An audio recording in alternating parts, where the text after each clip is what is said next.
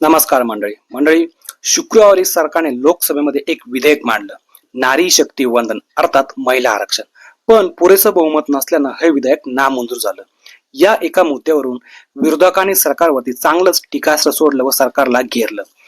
त्यात आता ठाकरे गटाचे खासदार संजय राऊत यांनी देखील सरकारला चांगलेच खडेबोल सुनावले आहेत.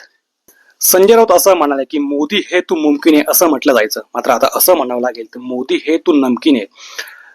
अमित शहाने हे बिल लोकसभेमध्ये आणलं, मात्र त्यांनी नरेंद्र मोदींना अपमानित करण्यासाठी हे बिल आणलं की काय असा सवाल देखील त्यांनी उपस्थित केला.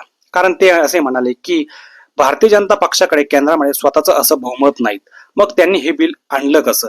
कारण त्यांचा हेतू हा महिलांना आरक्षण देण्याचा वगैरे असा काहीच नव्हता.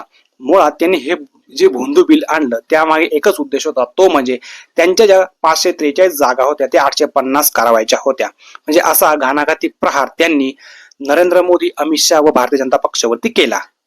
पुढे राऊत असं पण म्हणाले की ते जर खरोखर महिलांचे तारणार असते तर त्यांनी 2023 ला जे विधेयक आम्ही मंजूर केलं होतं त्यातल्या 543 जागांपैकी जे 33% आरक्षण होतं त्यांनी ते महिलांना का दिलं नाहीत. उलट त्यांनी ते महिलांना दिलं असतं, ते विधेयक मांडलं असतं तर त्यांचा आमचा देखील त्यासाठी पाठिंबा असता, उद्धव बाळासाहेब ठाकरे देखील पाठिंबा असता व बाकीच्या पक्षांनी देखील आनंदाने पाठिंबा दिला असता. मात्र भाजपला हे करायचंच नव्हतं असा सरसकट प्रहार त्यांनी भारतीय जनता पक्षावरती केला. तर या सर्वांबद्दल आपलं मत काय कमेंट्स मध्ये नक्की व्यक्त करा आणि व्हिडिओ आवडल्यास लाईक, शेअर आणि चॅनलला सबस्क्राईब करायला अजिबात विसरू नका. धन्यवाद.